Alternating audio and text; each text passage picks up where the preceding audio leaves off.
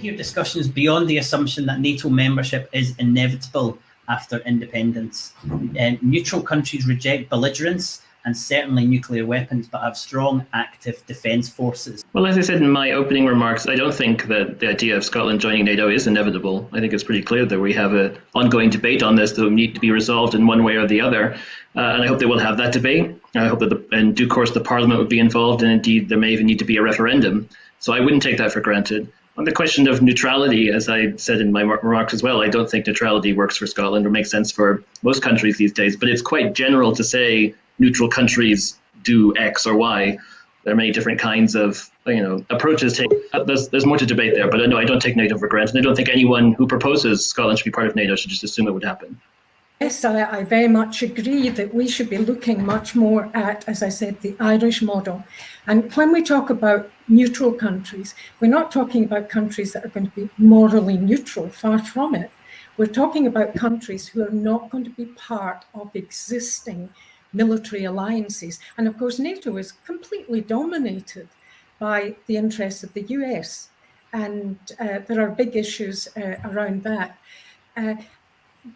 If we look at the contribution Ireland has made over decades to UN peacekeeping and the respect that it has gained, then I think, and of course it's not just peacekeeping, it's also when we have international tragedies and contributions there, practical contributions there, that this is where we could make a positive contribution.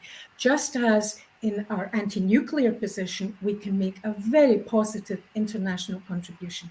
But the one thing which I think is crucial is that irrespective of the decision Scotland ultimately makes about NATO membership, I think the situation of UK nuclear weapons in Scotland has got to be solved first.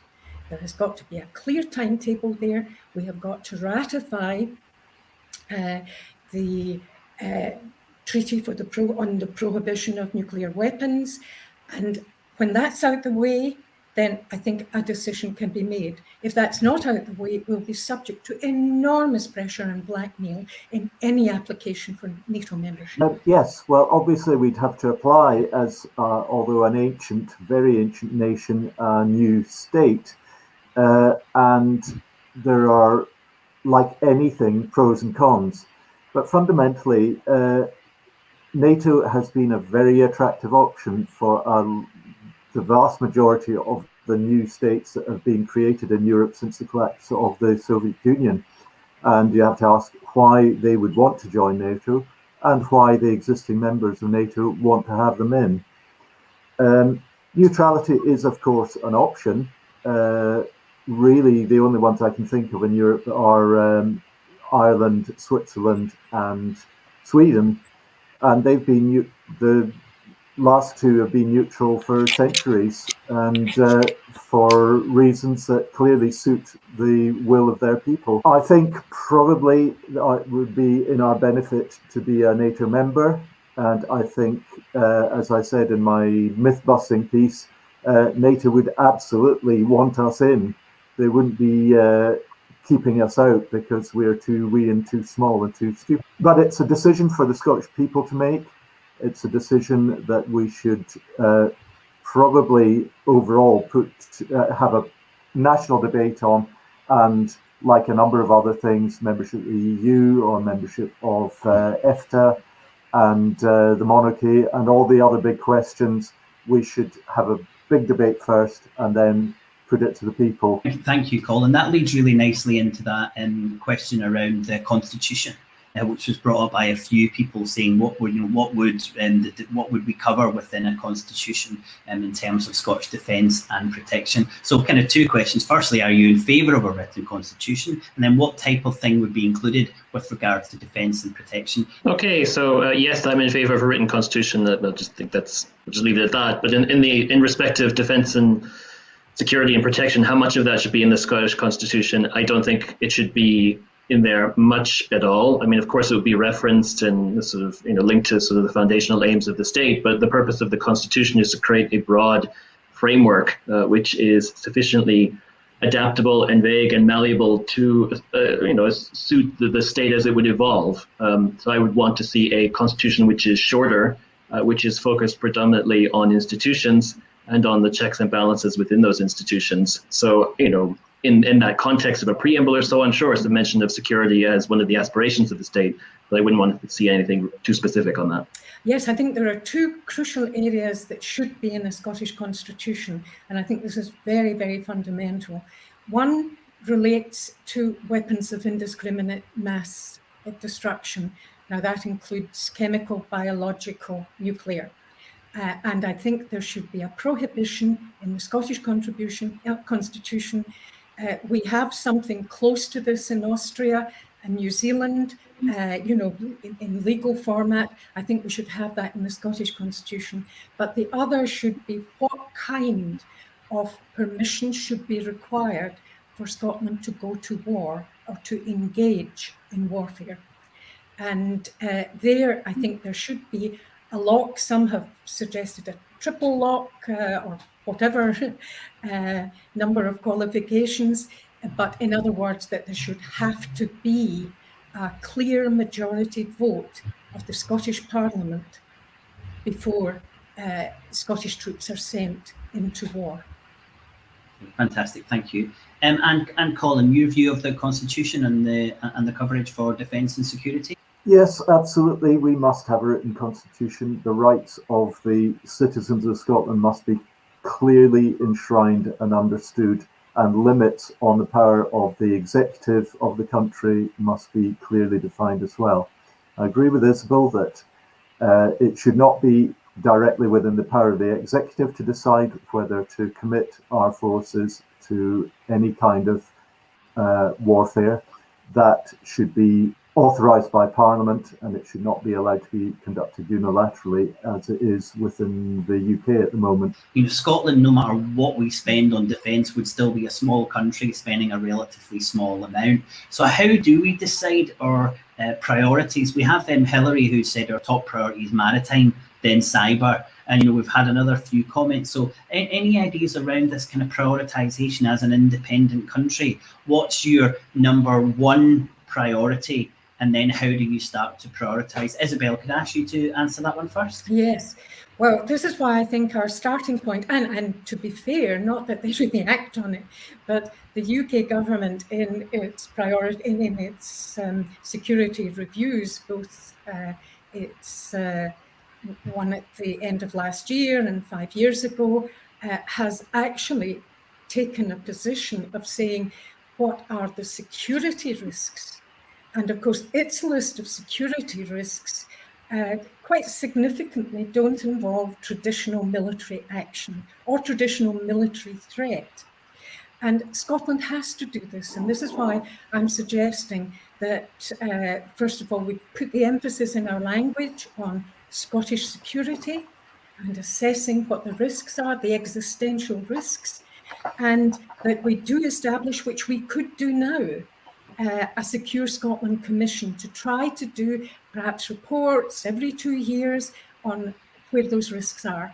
And I do think there's no doubt at all our vulnerability on cyber issues. Now, these might not be cyber attacks. They may be commercial, even if they were cyber attacks rather than from other states. But they may just be failures, but we're very vulnerable. But of course, climate change brings with it all kinds of issues which could provide a serious threat. And of course, we have a situation, we'll be discussing this later, we have a situation in which Scotland is host currently to around 180 nuclear bombs, and the British government has said is going to go up to 260. So these are big risks, and we have to prioritise these. But I don't think invasion by other countries, the UK government doesn't see this as a major threat. We're not a country with a boundary which is under question, or which is a boundary one has to assume that an independent Scotland will not be regarding England as a hostile power. Yeah, I think this is something that will require a lot of discussion, which Isabel and Colin have mentioned.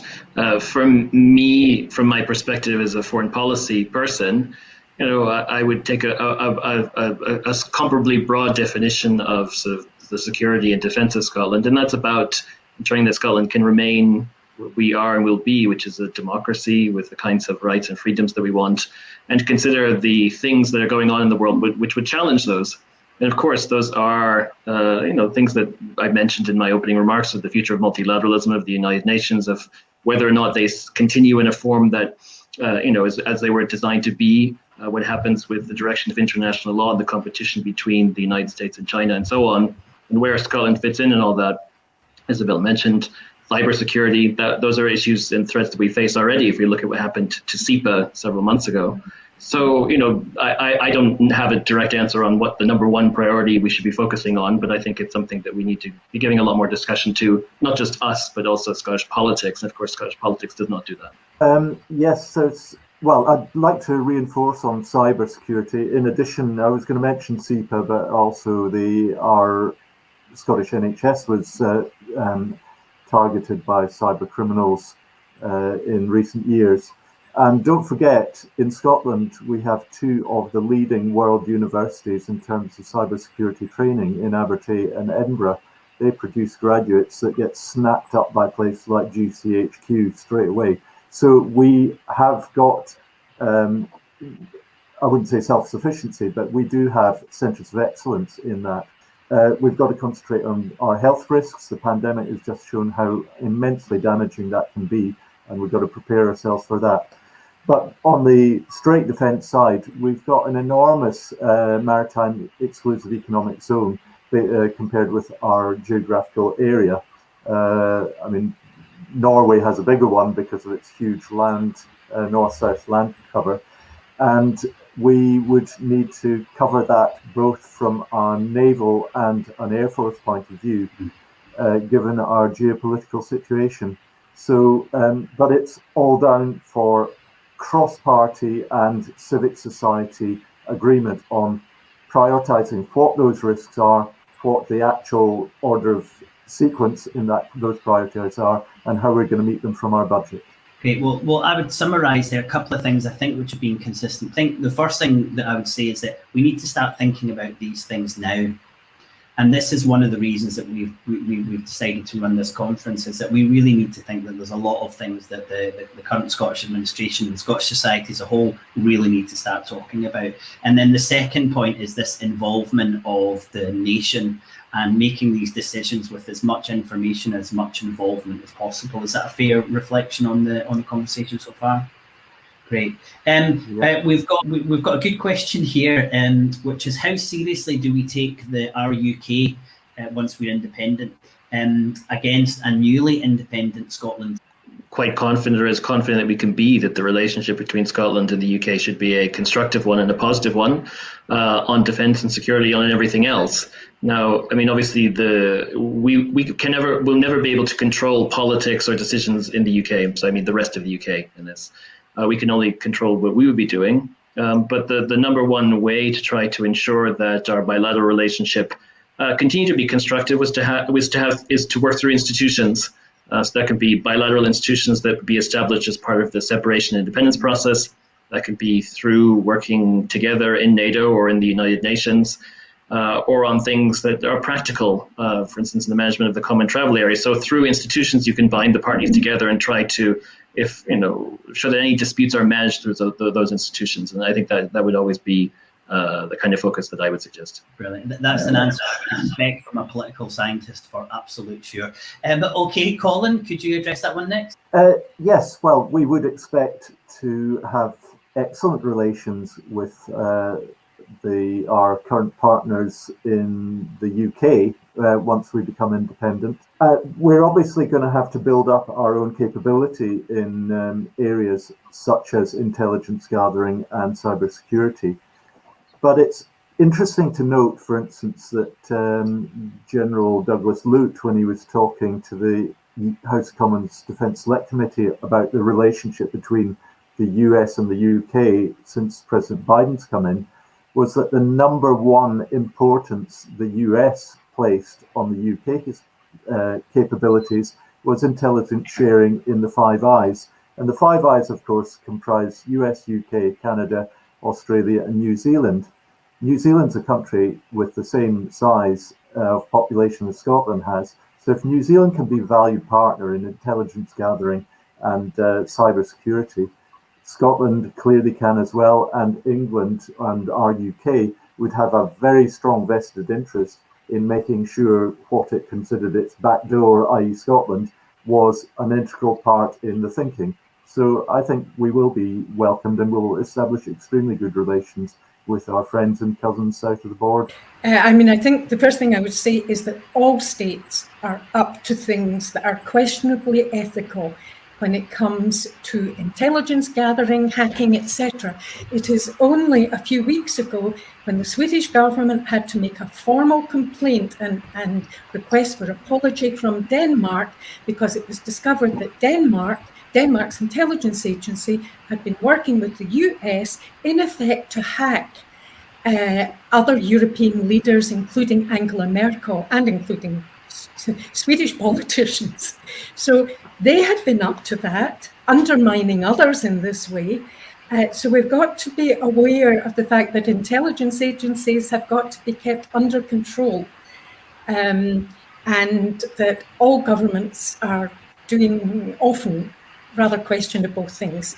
But yes, we need our own Scottish intelligence agency because we have our own needs, which are certainly not the same as the needs of, say, the US or others.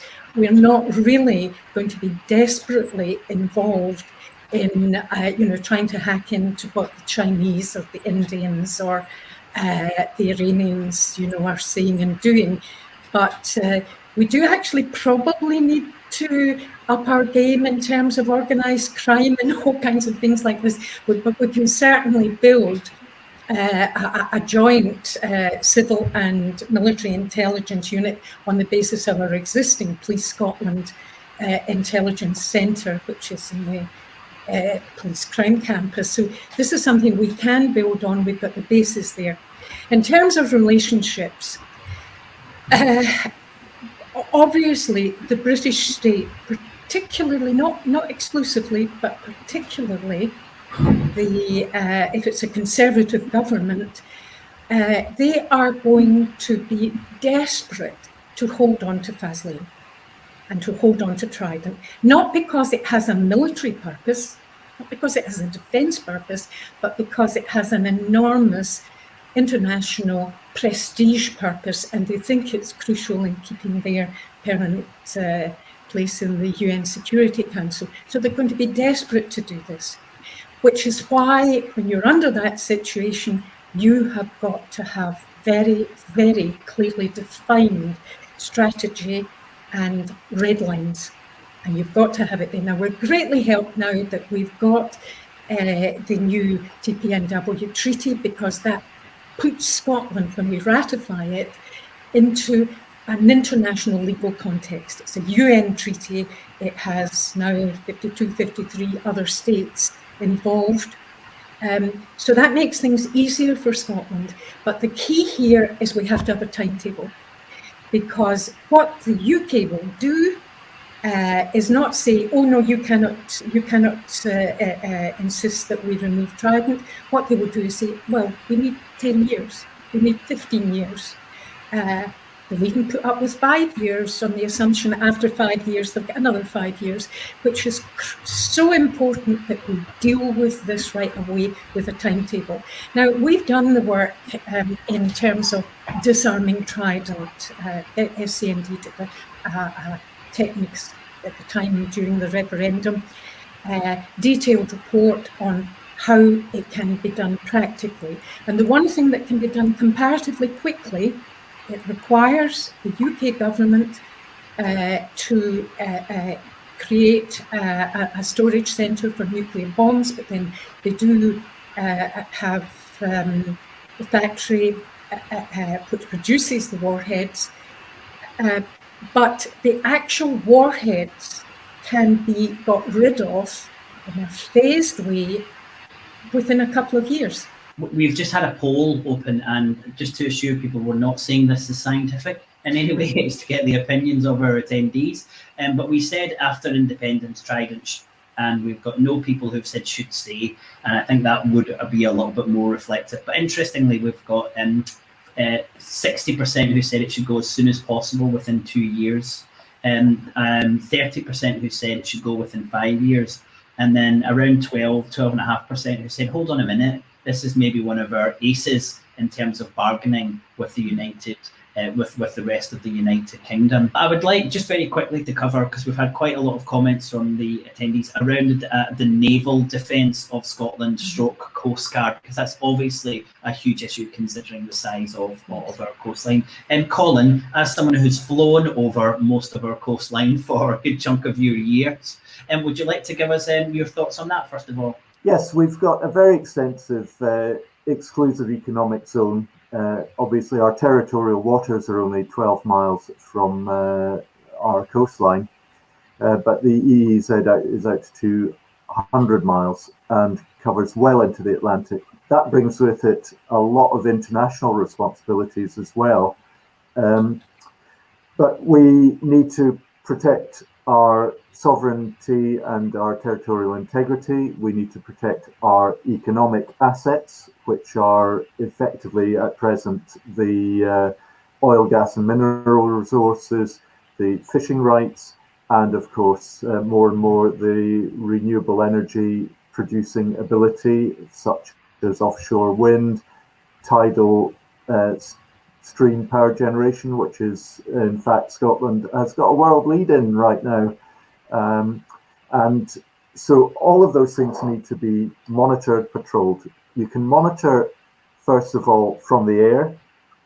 You can either go for hugely expensive maritime patrol aircraft, or you could downgrade to unmanned airborne vehicles to do your surveillance, as well as satellites, which of course Scotland is a European leader in as well. You'll obviously need direct intervention with maritime vessels, and that can be done on a sort of tiered and structured basis, because we'll have to have proper fighting warships, which i.e. a blue water navy, not commensurate with our responsibilities and how parts we want to play in multilateral alliances. We should have Coast Guard type interventions, which would cover border security, anti-drug running, anti-illegal immigration, etc. It could also jointly cover the customs and excise side of life to stop illegal importation of stuff on which duty has to be paid. We need to have our fishery protection side done. At present, it's done by Marine Scotland with 3 vessels. In fact, one of them was anchored overnight just outside my house in the bay, the smallest of the 3. And we need to have policing of our inshore waters. So we will need probably roughly a fleet of 30 to 40 government vessels of from large ocean going right down to small inshore craft to cover all those responsibilities. And there are a number of off-the-shelf options. Ideally, in due course, we'd like them all built in Scotland, but I don't think we have currently the capability the way things are set up. Should we consider joining the Nordic Defence Cooperation? I haven't come across that before. Other members are Iceland, Norway, Denmark, Finland and Sweden, and Scotland would become the final link in a defensive NORDEFCO chain. I think that Scotland should have a closer relationship with the Nordic Council, but and a Nordic cooperation which is beyond the Council. But I think that whatever that step should be progressive. You know, we have close links with the Nordic countries, but we are not one. And obviously, they have a much deeper history of cooperating together on all different kinds of multilateral levels. So perhaps, but I wouldn't consider that to be the first place I'd go. I can, since I'm speaking, just come back to one thing you're mentioning before about the kind of discussion and debate we're having, and I think it's worthwhile and great to note that we have certainly differences of views in this particular panel. If you take what Colin said earlier, that Scotland, would be embraced to the Five Eyes as the sixth eye, and Isabel saying that it's important to ratify the TPNW, which I think is incompatible with being part of NATO. We definitely have clearly different views on what kind of defense and security Scotland should have. I think that's very healthy. But obviously, the rest of the world is paying attention to that, and they will want to see answers from us that we can agree on. So I think it will be useful over time to try and move in that direction. And Isabel, I'm going to ask you a question again on Trident, but I'm going to kind of preface it in this idea of how difficult it is to actually disentangle Scottish defence and armed services from where we are in the UK. I mean, how realistic is it that Scotland could take a separate path from the United Kingdom fairly quickly, considering how much there is to disentangle? I think there are two transition levels here. One is Scotland deciding what kind of role it wants to play internationally in terms of security issues, etc. So that's the kind of big picture, the prioritisation. But the other is about the personal, about areas, not just in this, but particularly, this is one. There are others where there is cross-border employment, and that is where we have to give the confidence and security to individuals in terms of the change in their situation. And it may be a change that's only interim, before new developments take place, but we have to give people that confidence and that guarantee. And we can do it because we've had that experience when you have other things happening within Scotland, when you have had with local government reform, and I know this is a rather different level, but the same kind of thing when we've been able to say, look, things are changing in relation to your job, but we're guaranteeing you employment, we're guaranteeing you that salary, and we're guaranteeing you a status of some sort. And we have to offer people that, just as we have to offer them and to promote to them the fact that there are lots of things which will be better for them in Scotland. Being a smaller country, and and certainly one hopes not engaging in the expeditionary warfare kind of thing that's has so engaged the UK, that it will be easier for people to have, in the armed forces, to have normal homes, to be based in communities, not in barracks, and to sustain something that is closer to ordinary life. Before we finish up, what about that idea of the timeline to properly disentangle? You said that I think that's kind of the first phase there of saying to people that things will be better, or you guaranteed things that you like. Any thoughts on that kind of duration for that full detanglement? I think this is one of the things that one has to work out, but you have to give people the guarantee, that basic guarantee, that if they have any kind of Scottish background, very, very broadly defined, in the armed forces just now, and they wish to transfer, then we will guarantee them employment and employment rights. So I think that is crucially important for people. Now, we will be in an interim position where we do end up, I mean, we haven't engaged in discussions about equipment and what we want to get and what we don't want to get, and how we go about this, and some work's been done in this. But when it comes to people and personnel, we have to give them that assurance. We may end up not with quite the right balance to begin with of personnel, but there's quite a high turnover. That will emerge through time. We've got to set what are our targets, what do we aim for, and then how do we get there by giving individuals reassurance. Anthony, as a political scientist, have you got any kind of idea in your head when you think we'd be able to, properly say that we were taking an independent military or strategic course from the rest of the United Kingdom?